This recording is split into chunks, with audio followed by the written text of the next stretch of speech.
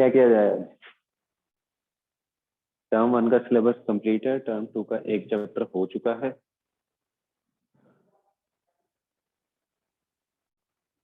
नया chapter start करें। MCQs practice कौन से चैप्टर की? चलो चैप्टर 1 से स्टार्ट करते हैं। पहले ओवरव्यू, उस चैप्टर में क्या क्या था, कैसे कैसे करने, फिर एमसीक्यूज और उनको कैसे अटेम्प्ट करना है।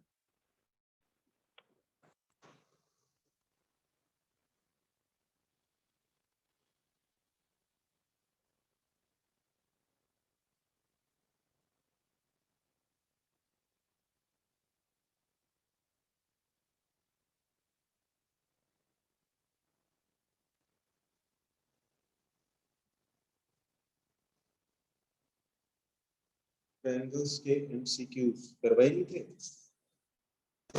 थे ना? चैप्टर 1 से स्टार्ट करते हैं क्योंकि बहुत टाइम हो गया ना इसको किए हुए भी। ट्रिग्नोमेट्रिक आइडेंटिटीज के प्रूव वाले क्वेश्चंस में प्रॉब्लम आ रही है तो पूछो, मना किसने किया?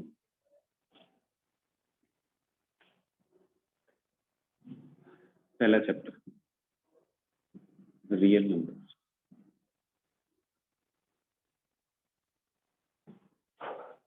सबसे पहले तो नंबर कौन कौन से होते हैं? टाइप्स, नेचुरल, देन बोलते जाओ, होल नंबर, फिर इंटीजर, फिर रैशनल, देन इरैशनल, उसके बाद रियल। ठीक है। नेचुरल नंबर कौन कौन से? 1 2 3 and so on.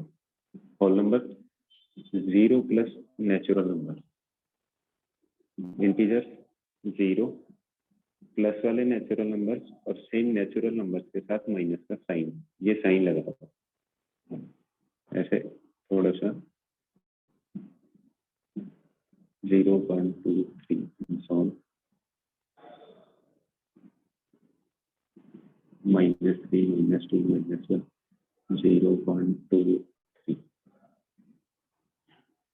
Rational number in p by q को where q is not equal to 0 and p and q belongs to integers। Sir आपने ये वाला चैप्टर करवा दिया है ना? हाँ जी वाले करवा दिया है, रिवीजन चल रहा है चैप्टर 1 का। इरेशनल जो इस फॉर्मेट में नहीं लिखे जा सकते,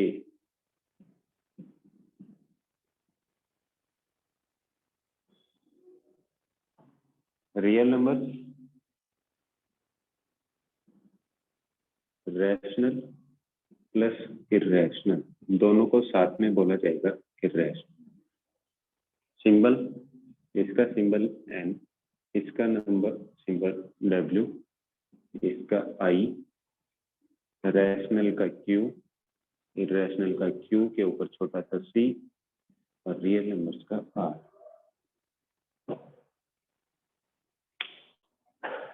यहाँ तक किसी को डाउट है?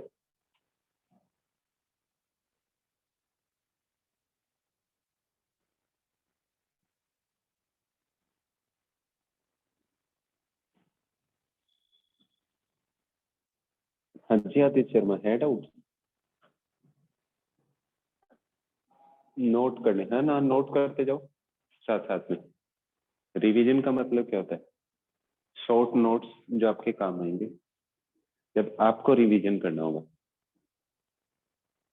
लिखते जाओ साथ साथ में।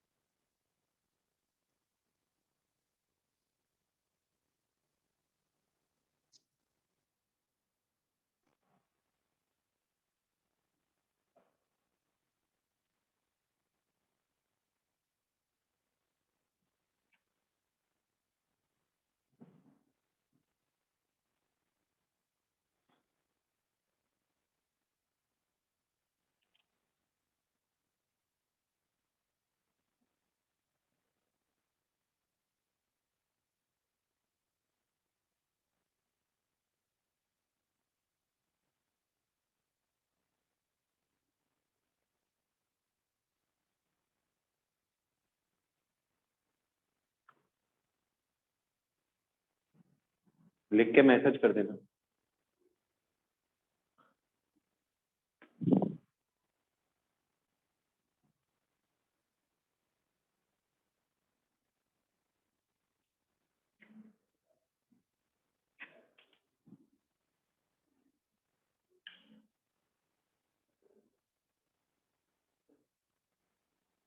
लिख लिया?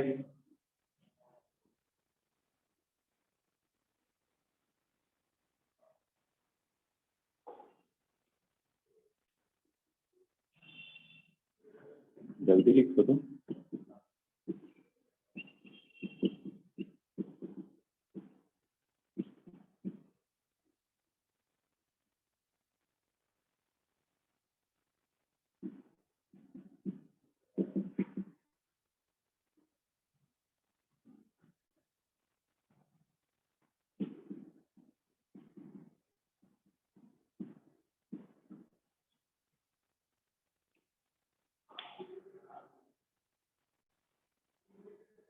अच्छे रिवीजन स्टार्ट कर रहे हैं सर। एक चीज पूछनी थी कि जैसे एमसीक्यूज एग्जाम में प्रूफ ऑफ इरेशनलिटी तो नहीं आएगा, बट उससे रिलेटेड एमसीक्यूज आ सकते हैं क्या, और अगर आएंगे तो थ्योरी वाले ही होंगे ना? हाँ जी, बताऊंगा। देखो अभी कैसे के समझाएंगे। रिवीजन चल रहा है पहले चैप्टर का।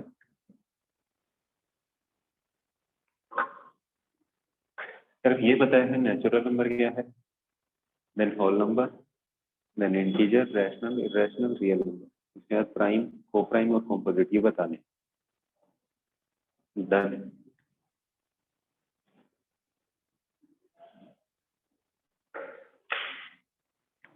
प्राइम नंबर क्या होता है?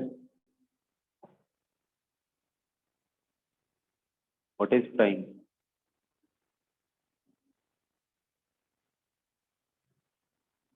जिनके फैक्टर्स कैसे हो? Self and one. को प्राइम, दोज नंबर्स जिनका HCF कितना हो, one. Composite number not prime, जो प्राइम नहीं होगा वो क्या होगा? कॉम्पोजिट। जिसके one and the number itself factors हो उसको बोलेंगे प्राइम। जो दो नंबर जिनका HCF वन हो उसको बोलेंगे को प्राइम। इसमें से ओ गायब हो गया। कॉम्पोजिट नंबर होगा जो प्राइम नहीं हो, ठीक है। ट्विन प्राइम, यहाँ पे कोई भी दो नंबर हो सकते हैं, यहाँ पे दो प्राइम नंबर ही होंगे जिनका डिफरेंस क्या होगा? 2। फॉर एग्जाम्पल 3 एंड 5 दोनों प्राइम है और डिफरेंस कितना है? 2। Then it is twin prime. Coprime को एक वर्ड और यूज किया जाता है, रिलेटिवली प्राइम, कि एक दूसरे के कंपैरिजन में क्या हो? प्राइम नंबर हो। इन चार में किसी को कोई डाउट है?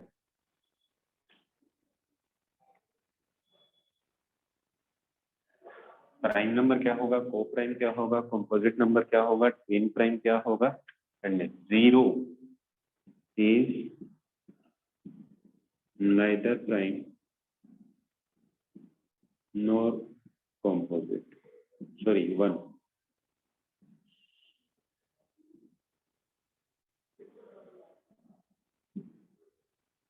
क्लियर है? रिलेटिवली प्राइम क्या होता है? वही जो को प्राइम होता है, सेम मीनिंग है। And one is neither prime nor composite.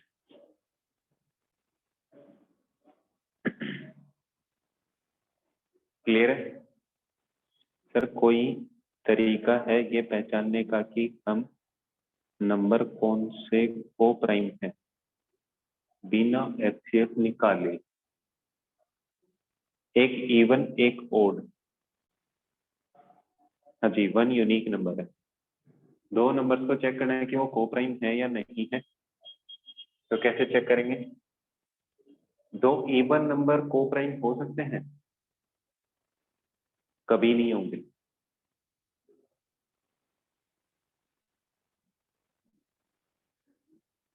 एक छोटे वाले नंबर से बड़े वाले को डिवाइड कर दो, अपने आप सच हो जाएगा। डिवीजन कर लो, जो छोटा नंबर है उससे ओड हो जाएंगे। दो ओड नंबर को प्राइम हो सकते हैं, बट दो इवन नंबर कभी भी को प्राइम नहीं होंगे। दो ओड नंबर्स को प्राइम हो सकते हैं।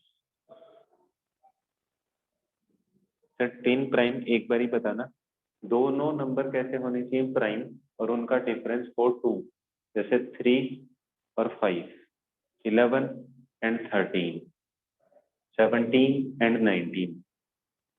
मतलब दो ऐसे प्राइम नंबर्स जिनका डिफरेंस क्या हो 2। सर मतलब हमने अगर को प्राइम पूछा जाएगा तो हमें निकालना पड़ेगा एचसीएफ से। एचसीएफ अगर नहीं निकालना चाहते तो जो लार्जर नंबर है, बड़ा वाला नंबर है, उसको छोटे से डिवाइड करके चेक कर लो, पता चल जाएगा। मेन तो यही है कि उनका एचसीएफ 1 आना चाहिए बाय डेफिनेशन।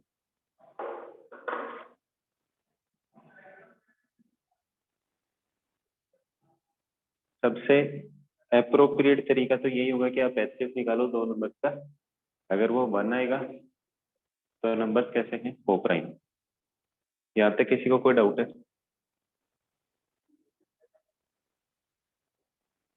सर अगर डिवीजन में रिमाइंडर 1 आएगा तो होंगे को प्राइम। मैक्सिमम चांसेस तो वही है, ठीक है। ज्यादा नहीं, उसके फिर अलग अलग फंडे बनते हैं, अलग अलग तरीके से चेक करते हैं, बहुत सारे तरीके बन जाएंगे। सबसे बेटर तरीका, सॉरी सबसे बेस्ट तरीका यही है, एचसीएफ कैलकुलेट करो। If HCF is 1 then number are coprime. जो बेसिक डेफिनेशन है बस वही यूज करते जाओ। नेक्स्ट है fundamental theorem of arithmetic. Short में लिख रहा हूं कि हर एक कंपोजिट नंबर को क्या कर सकते हैं, इज इक्वल टू, कैसे रिप्रेजेंट करेंगे, product of prime numbers. Product of prime numbers. कोई भी कंपोजिट नंबर लिखा है उसको as a product of prime numbers लिखा है, इसका मतलब क्या यूज किया अपन ने, fundamental theorem of arithmetic. For example अगर कोई नंबर 6 लिखा है तो उसको क्या लिखूंगा, 2 इंटू 3। कोई नंबर लिखा है 24 तो इसको लिखूंगा 2 इंटू 2 इंटू 2 इंटू 3। ये किस वजह से लिखा गया, इस थ्योरम की वजह से, कि हर एक कंपोजिट नंबर को क्या लिखा जाएगा, as a product of prime numbers, और जो लिखा गया है दैट इज यूनिक। कि ऐसा नहीं है कि इनका प्रोडक्ट करके मैं कोई इस नंबर के अलावा डिफरेंट नंबर बना। Fundamental theorem of arithmetic states that every composite number can be written as the product of prime numbers and this factorization is always unique for every number। जो syllabus में cut हो गया है आप वो भी revise करवाओगे नहीं?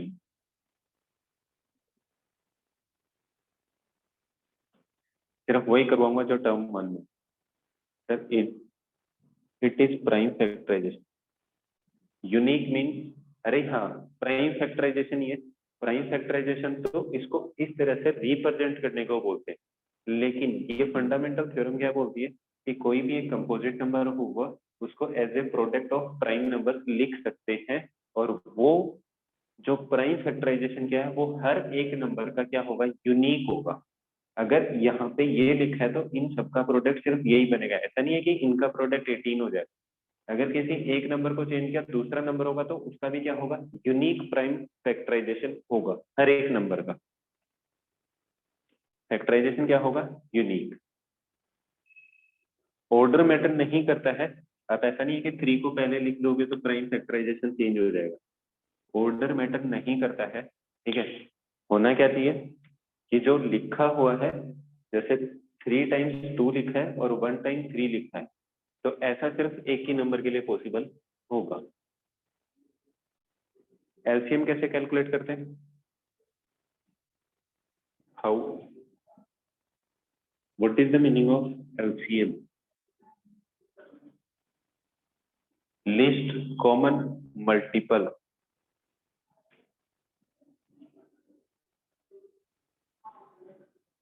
एलसीएम कैसे कैलकुलेट करेंगे? All prime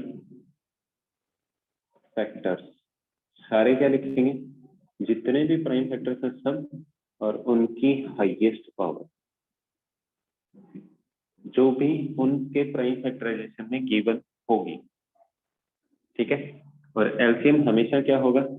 LCM is always greater और equal than largest of the numbers.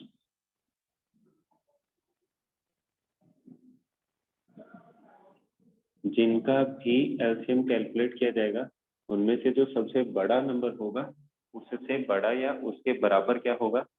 LCM. For example एक नंबर दिया 24, प्राइम फैक्टराइजेशन क्या आएगा? 2 इंटू 2 इंटू 2 इंटू 3 मीन्स 2 की पावर 3 इंटू 3। एक नंबर लिख दिया 64, 64 क्या जाएगा? 2 इंटू 2 इंटू 2 8 16 32 और 64 मीन्स 2 की power 6। What will be the LCM? पहले तो ये देखा कि प्राइम नंबर, प्राइम फैक्टर्स कौन कौन से हैं। प्राइम नंबर कौन कौन से? एक 2 और एक 3। तो 2 इंटू 3, 2 की हाईएस्ट पावर कितनी है? 6, 3 की 1, तो दिस इज द एलसीएम। कितना का? 192। 192 इन दोनों में से बड़ा नंबर कौन सा है? 64। 64 से क्या है? बड़ा है। सर ये सेकंड लाइन वापस समझाना प्लीज। सेकंड लाइन का ये मतलब है कि जितने भी नंबर दिए हुए होंगे जिनका एलसीएम कैलकुलेट करना है, उनमें से जो सबसे बड़ा नंबर होगा, एलसीएम या तो उसके इक्वल होगा या फिर उससे बड़ा होगा। एग्जाम्पल में एलसीएम करने का तरीका बता दिया। ये दोनों नंबर से इनमें से बड़ा कौन सा है? 64, तो 64 से बड़ा है उनका एलसीएम। क्लियर है?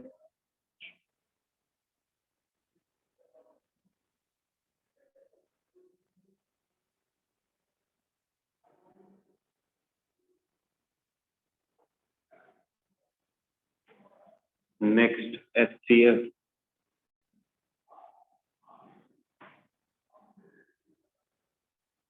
What will be the HCF? HCF का मतलब, एचसीएफ और एक वर्ड और यूज किया जाता है जीसीडी। ये कैसे कैलकुलेट करेंगे? इनमें से एक वर्ड यूज कर लेना, कॉमन प्राइम फैक्टर, और क्या आएगा? लीस्ट पावर, कि मिनिमम पावर कितनी होगी कॉमन नंबर वाले में। तो एचसीएफ हमेशा क्या होगा? इज लेस देन और इक्वल टू स्मॉलेस्ट नंबर। जिनका भी एचसीएफ कैलकुलेट किया जाएगा, उनमें से जो सबसे छोटा नंबर होगा, या तो एचसीएफ के इक्वल होगा या उससे छोटा होगा हमेशा। तो इसके लिए एचसीएफ कैलकुलेट करूं, यहाँ पे वर्ड क्या किया है? Common prime factor. Prime factors में इनमें से कॉमन कौन सा है? 2, और उसकी मिनिमम पावर कितनी है? 2 की 3, और 6 में से मिनिमम है 3, तो 8 इज द एचसीएफ। और 24 और 64 में से छोटा नंबर कौन सा है? 24, तो 24 से छोटा है एचसीएफ, दैट इज 8। क्लियर है?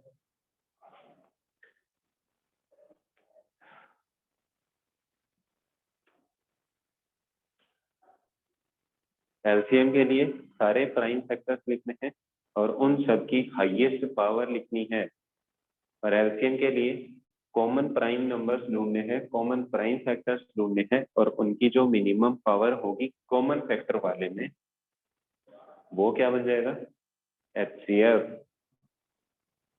एलसीएम एचसीएफ में किसी को कोई डाउट है?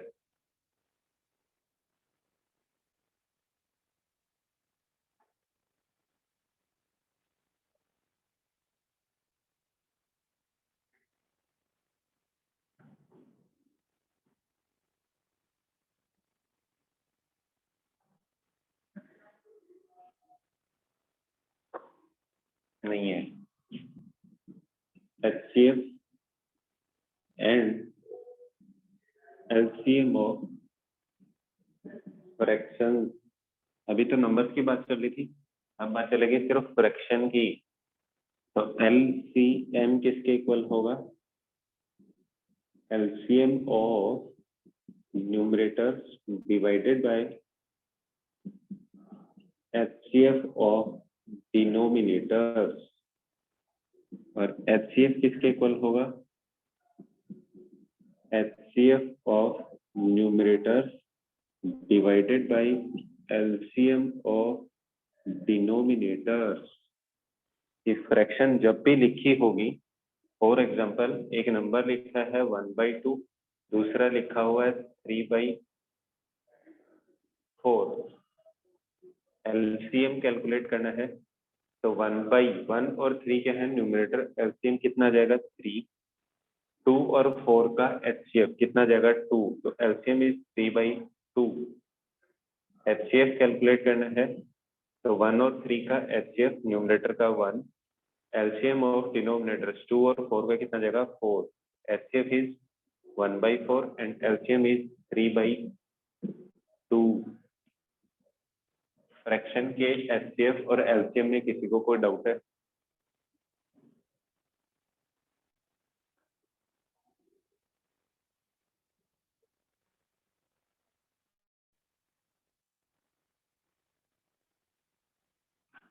साथ साथ में बोलते जाना, वरना मैं आगे बोलता जाऊंगा, तो रिपीट करना प्लीज। फ्रैक्शन बनेगी कैसे? न्यूमरेटर होगा और डिनोमिनेटर होगा, दो चीजें होंगी, ठीक है। तो जितने नंबर्स का LCM कैलकुलेट करना है फ्रैक्शंस में, LCM ऑफ न्यूमरेटर्स, न्यूमरेटर्स लिख लेने हैं जितने भी बने हुए, उन सबका LCM कैलकुलेट कर देना है।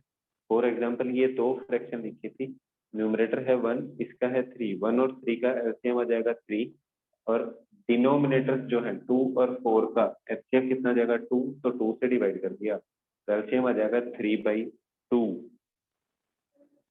सेम लॉजिक HCF में लगाना है, न्यूमरेटर का HCF सॉरी ऑफ था, ठीक है, और डिनोमिनेटर्स का LCM, HCF 1 और 3 का कितना आएगा 1, 2 और 4 का LCM कितना जाएगा 4, तो 1/4 is the HCF।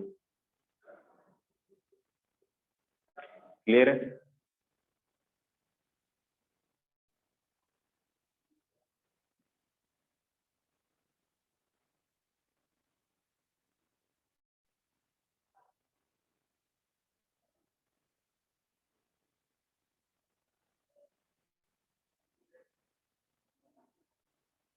S not छिप।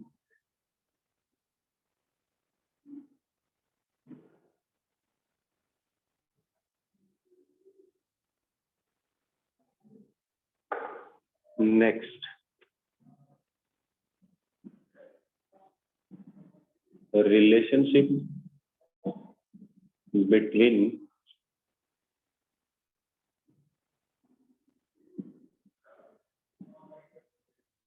Number and their LCM and HCF। इन दो या तीन जितने नंबर्स दिए हैं वो और उनके LCM HCF के बीच क्या रिलेशन होगा? क्या होगा? कोई भी दो नंबर ले लेता हूं, A और B, ठीक है, इनका HCF, इनका LCM, और इन नंबर्स के बीच का रिलेशन क्या आएगा कि A multiplied by B is equal to HCF of A, B multiplied by LCM of A, B, कि उन दोनों नंबर्स का LCM कैलकुलेट किया, उन दोनों नंबर्स का HCF कैलकुलेट किया, उन दोनों का प्रोडक्ट किसके इक्वल होगा, उन दोनों नंबर के इक्वल होगा। ठीक है, अगर दोनों नंबर दिए हैं, उनका एलसीएम दिया है तो एचसीएफ कैलकुलेट कर सकता हूँ। ठीक है, एक नंबर दिया है, एचसीएफ और एलसीएम दिया है, तो दूसरा नंबर कैलकुलेट कर सकता हूँ। ठीक है, अपने पास 1 2 3 4 है, 4 चीजें दी है। ठीक है, इनमें से कोई 3 चीजें दी होंगी, अगर 2 दी होंगी तो कोई तीसरी कंडीशन दी होगी। ठीक है, जिसकी वजह से दोनों नंबर या एलसीएम या एचसीएफ कैलकुलेट किए जा सकते हैं। ठीक है, क्लियर है?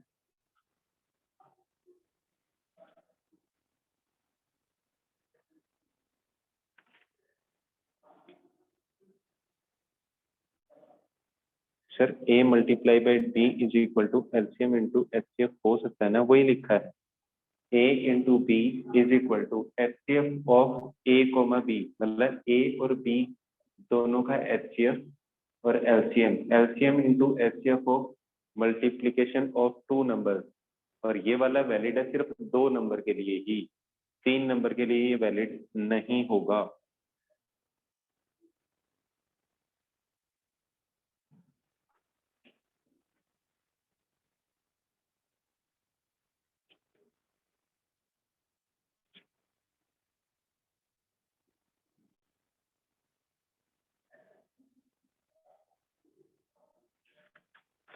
नेक्स्ट उसके बाद थी थ्योरम 1। थ्योरम 1 क्या थी, बताओ क्या थी? कि p is a prime number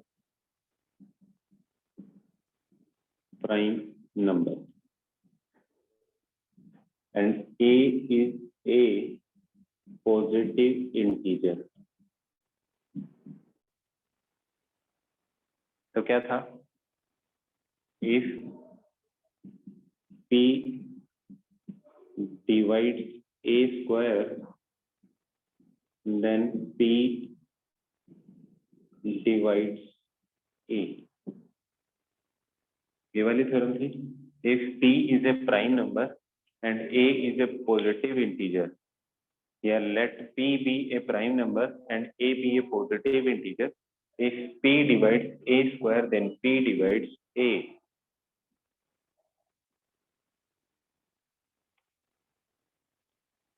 ये अगर कोई भी नंबर दिया है और p कोई उसका प्राइम नंबर है, और अगर p a स्क्वायर को डिवाइड करेगा तो p a को भी डिवाइड करेगा, और इसी की हेल्प से अपन किसी नंबर को कॉन्ट्राडिक्शन मेथड से इरेशनल प्रूव करते थे।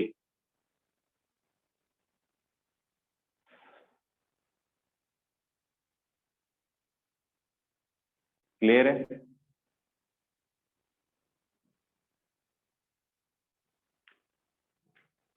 थ्योरम क्लियर है ना?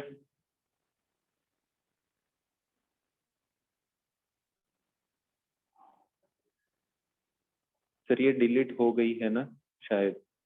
नहीं, थ्योरम डिलीट नहीं है, थ्योरम थोड़ा ना डिलीट होती है, बस इससे रिलेटेड क्वेश्चंस नहीं आ सकते, क्योंकि ये हमेशा प्रूफ के लिए यूज करते थे इरेशनल नंबर।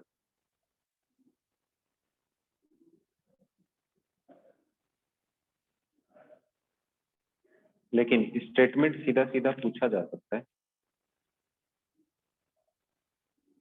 स्टेटमेंट लिखा होगा p is a prime number and a be a positive integer if p divides a square, then फिर 4 ऑप्शन बना देगा कि a divides p, c divides a। ठीक है, ऐसे करके कोई 4 ऑप्शन बना देगा और पूछेगा कौन सा सही है। थ्योरम रिपीट करूं कि लेट p बी ए प्राइम नंबर, कि कोई भी एक p है वो प्राइम नंबर है, a क्या है, पॉजिटिव इंटीजर है। अगर p a स्क्वायर को डिवाइड कर रहा है तो p a को भी डिवाइड करेगा।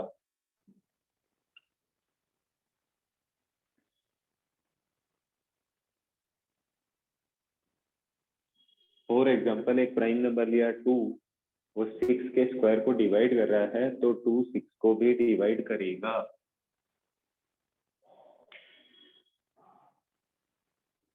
नाम क्या है थ्योरम का? कोई नाम नहीं है, थ्योरम 1। और इस थ्योरम का यूज किया जाता है किसी नंबर को इर्रेशनल प्रूव करने के लिए। उसके बाद था डेसिमल एक्सपेंशन।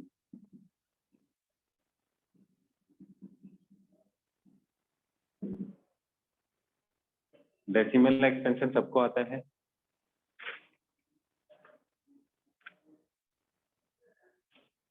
कि कोई भी फ्रैक्शन दी होगी जैसे 1/2, डेसिमल एक्सपेंशन 0.5, ठीक है।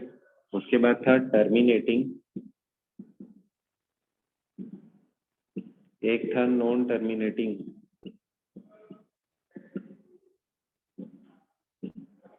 इससे रिलेटेड एक थ्योरम थी, ठीक है। थ्योरम बोलूं या फिर कोई भी लॉजिक मान लो कि इफ डिनोमिनेटर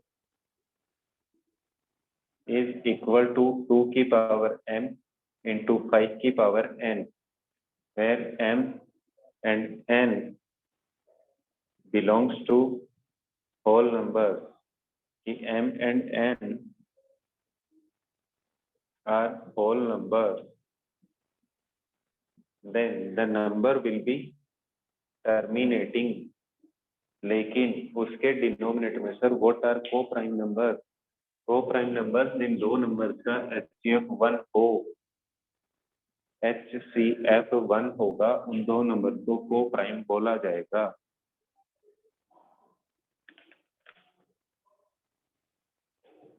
है क्या?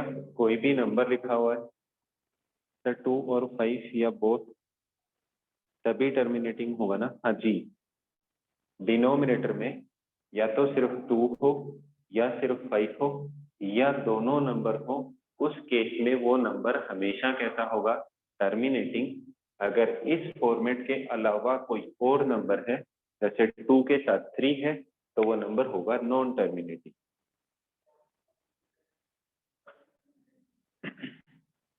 इससे रिलेटेड एडजस्टन रीजन के अंदर आ सकते हैं कि ये वाला नंबर क्या है?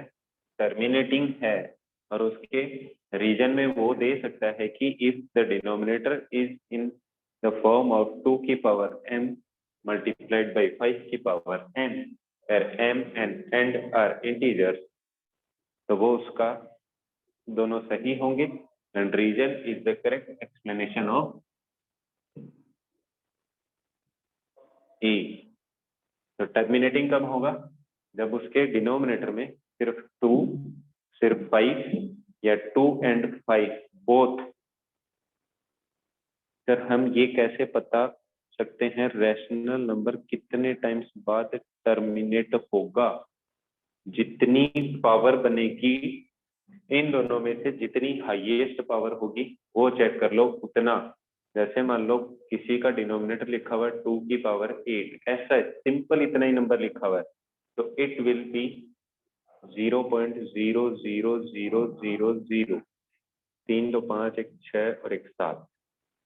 इसके बाद डिजिट आएगी, जैसे मान लो लिखा हुआ है 2/8, तो 1 2 कैंसिल हो जाएगा। तो सबसे पहले सिंप्लीफाइड फॉर्मेट, अगर लिखा है 3/2 की पावर 8, अगर डिवाइड करना है तो यहाँ पर क्या आ जाएगा? मल्टीप्लाइड बाई 5 की पावर 8, और यहाँ भी आ जाएगा 5 की पावर 8। अब नीचे क्या बन जाएगा? 10 की पावर 8। तो यहाँ पे जितनी भी डिजिट्स आएंगी वो कहाँ पे टर्मिनेट होगा? इस डिजिट के बाद। लास्ट डिजिट क्या आ जाएगी इसकी? मतलब टोटल यहाँ पर 8 डिजिट्स होंगी। नेट पर लिखा था कि हम सिर्फ 2 की पावर देखनी होती है, अगर 5 की पावर ज्यादा होगी तो 5 वाला चेक कर सकते हैं, ठीक है। जैसे ऊपर इवन नंबर लिखा है और नीचे सिर्फ 5 की पावर है,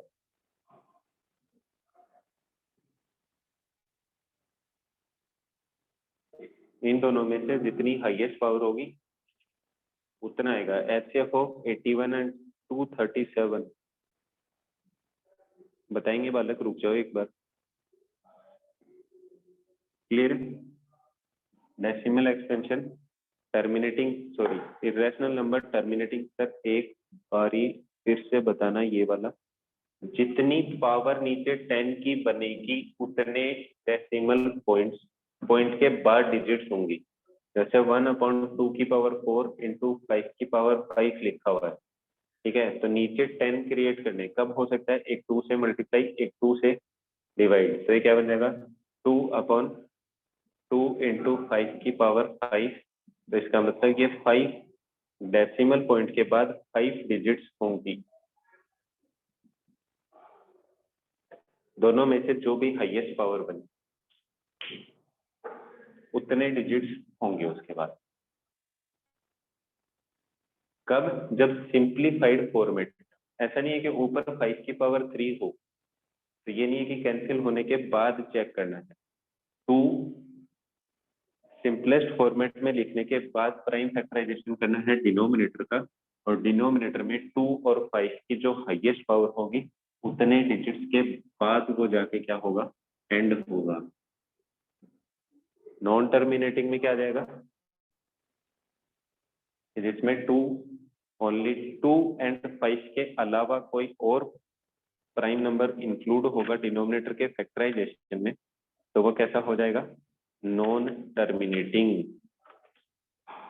नॉन टर्मिनेटिंग नॉन रिपीटिंग में क्या होगा, वो नंबर ही कैसा होगा, नंबर कैसा होगा, इरेशनल नंबर होगा।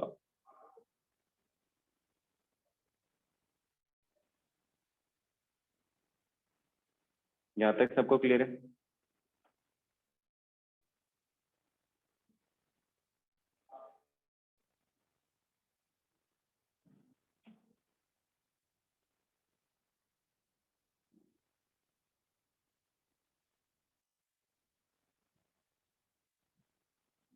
सर टर्मिनेटिंग में सिर्फ 2 और 5 ही आएगा। टर्मिनेटिंग में 2 या फिर 5 या 2 एंड 5 दोनों, कोई भी केस बन सकता है, उस केस में वो हमेशा टर्मिनेटिंग होगा। और कितने डिजिट के बाद होगा, वो हाईएस्ट पावर देख लो, सिंप्लीफिकेशन के बाद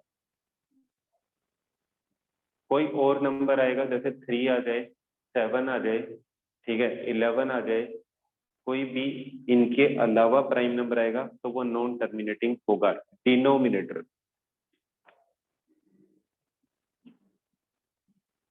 ठीक है।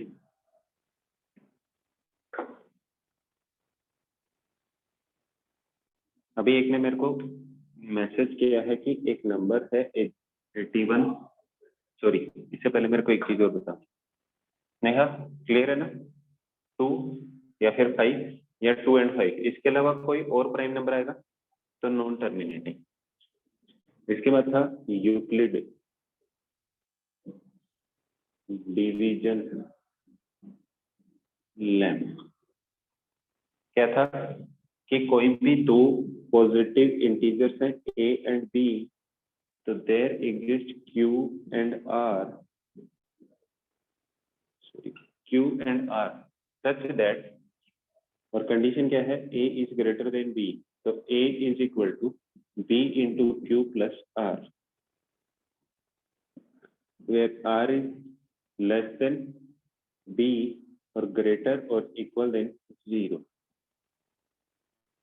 कि कोई भी दो पॉजिटिव इंटीजर दिए हैं a और b, और उनमें से जो a नंबर है वो बड़ा नंबर है, तो q और r दो ऐसे नंबर हमेशा एग्जिस्ट करेंगे। कैसे, कि a is equal to B Q plus R, और r की वैल्यू हमेशा b से छोटी, 0 के इक्वल या 0 से बड़ी वैल्यू हो।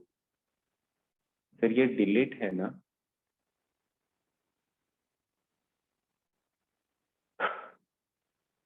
थ्योरम की तरह है, लेमा है, स्टेटमेंट है, ठीक है, डिलीटेड है, लेकिन इसके यूज के बिना भी क्वेश्चंस हो सकते हैं और इसके यूज से भी कर सकते हो, नो प्रॉब्लम।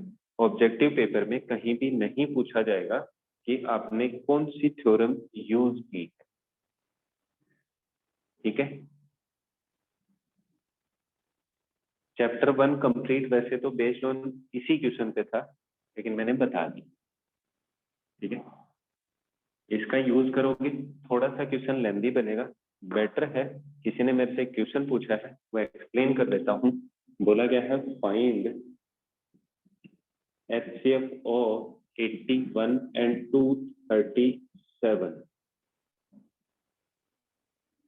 और बोला गया है कि इसको लीनियर कॉम्बिनेशन में एक्सप्रेस करना है such that HCF of 81, 237 is equal to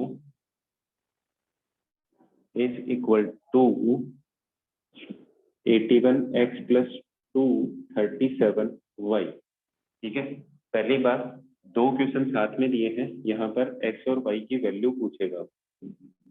ठीक है, एक तरीका तो क्या है, अगर सिर्फ इतना पूछा है तो आपको सिर्फ प्राइम फैक्टराइजेशन करना है और HCF कैलकुलेट करना है। प्राइम फैक्टराइजेशन या फिर जो अपन लॉन्ग डिवीजन मेथड से HCF कैलकुलेट करते हैं उससे भी हो सकते हैं। ठीक है, जो भी मेथड आपको अच्छा लगे, बेटर है कैलकुलेशन मिस्टेक नहीं होगी। प्राइम फैक्टराइजेशन कर लो, 81 कितना जाएगा, 3 इंटू 3 इंटू 3 इंटू 3 मीन्स 3 की पावर 4। 237 कितना जाएगा, 3 से डिवाइड हो रहा है,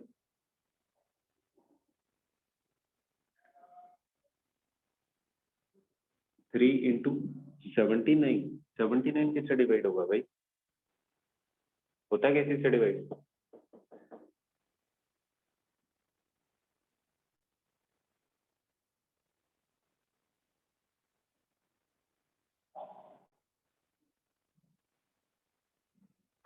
नहीं होता। बस ठीक है, HCF कितना आ गया, 3।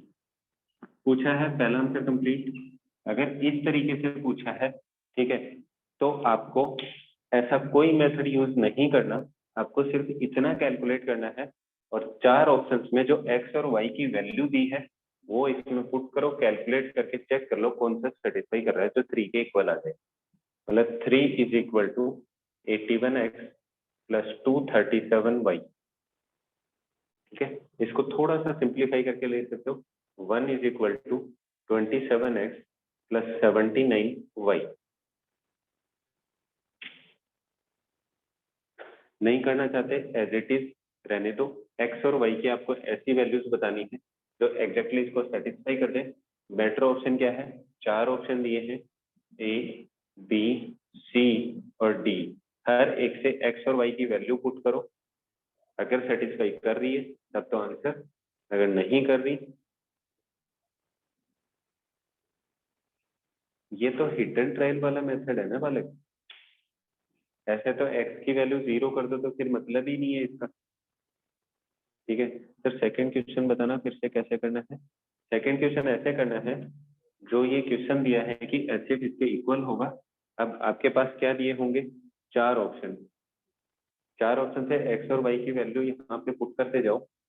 ठीक है, x की वैल्यू पुट की पहले ऑप्शन से, दोनों की वैल्यू देगा, वैल्यू पुट करो और चेक करो, अगर इसको सेटिस्फाई कर रहा है तब तो आंसर सही है, वरना इस ऑप्शन को तो कैंसिल करो, नेक्स्ट ऑप्शन पे जाओ, फिर नेक्स्ट ऑप्शन को चेक करो। ऐसे आपको ऑप्शन चेक कर लेना है कि कौन सा ऑप्शन सही है।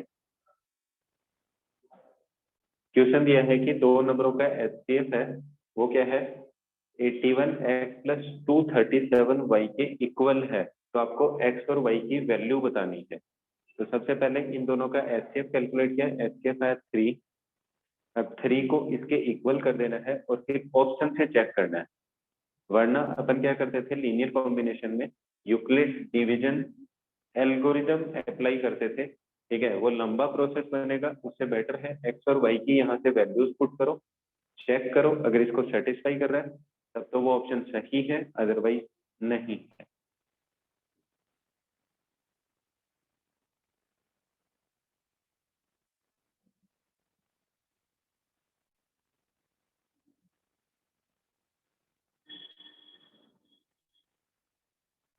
सर यूक्लिड डिवीजन लेमा से भी करवा के भी बता दो। बालक जब एग्जाम से हटाई दिया तो फिर क्यों करना।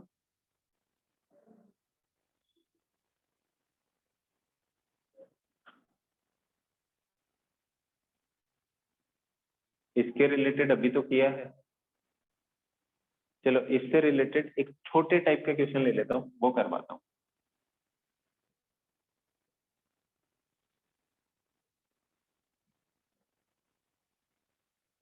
ठीक है। जैसे दो नंबर दिए हैं, एक नंबर दिया 65, एक नंबर दिया 117। बोला है HCF of 65 and 117 is equal to 65m minus 117y, sorry x। ठीक है, और इसका आंसर दिया x और y की आपको वैल्यू कैलकुलेट करनी है, A, B, C and D। ठीक है, ऑप्शंस दिए हैं 1,1, ऑप्शन बी इज 2,1, 2,2 और 3,2। चेक करके बताओ।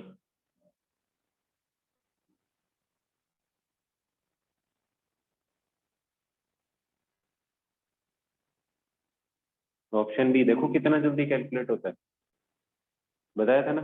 करना क्या है, इन दोनों का HCF कैलकुलेट करना है। 65 किसके इक्वल आ जाएगा, 13 इंटू 5, फिर 117 कितना जाएगा, 3 इंटू 3 इंटू 13। ठीक है, तो HCF कितना जाएगा, 13। अब ऑप्शन चेक करो, देखो HCF ये वैल्यू आनी चाहिए 13, 1 और 1 पुट करूंगा तो क्या जाएगा माइनस का, तो पहला ऑप्शन कैंसिल। दूसरा ऑप्शन पुट किया 65 इंटू 2 कितना जाएगा 130 minus 117 is equal to 13। Option B is the right answer. बाद में चेक ही नहीं करने अपने को। If 3 is a least prime factor of number A and 7 is the least prime factor of B, then the least prime factor of A plus B is। बस इतना ही question था।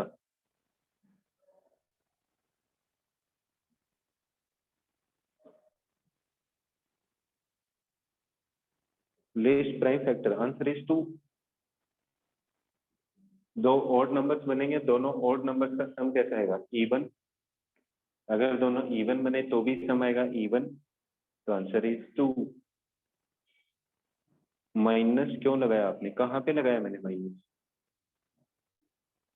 माइनस था ऐसा क्वेश्चन में दिया हुआ है। ये क्वेश्चन दिया है 65x माइनस 117y। हो सकता है क्वेश्चन में प्लस दिया होता तो यहाँ पे माइनस का साइन दिया होता। ठीक है, एग्जाम्पल एक्सप्लेन किया कि किस तरीके का होगा।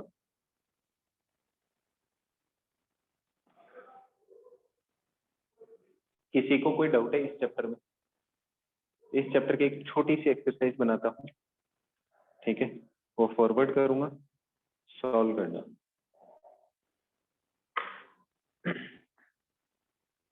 जो भी डाउट होंगे नेक्स्ट क्लास में उसको डिस्कस करें।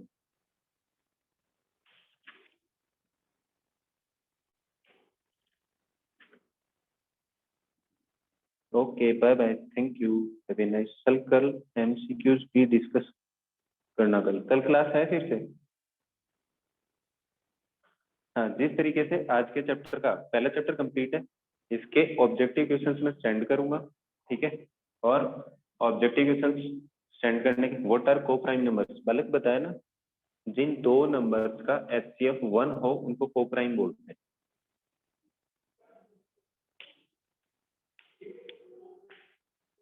सॉरी, हाँ सही है। ठीक है, इस चैप्टर में एक चीज पेंडिंग रह गई थी, मैं मिस्टेक एक चीज छोड़ दी इसमें, वो बता देता हूँ अभी। ठीक है, वो क्या चीज थी कि अगर कोई नंबर, जैसे मान लो लिखा है n की power small n and with unit digit 0 only if it has 2 and 5 as prime factors, या n है, क्या होगा, दोनों इस नंबर के अगर प्राइम फैक्टर होंगे, प्राइम फैक्टराइजेशन, तो ही ये यूनिट डिजिट 0 से एंड करेगा, अदरवाइज नहीं करेगा।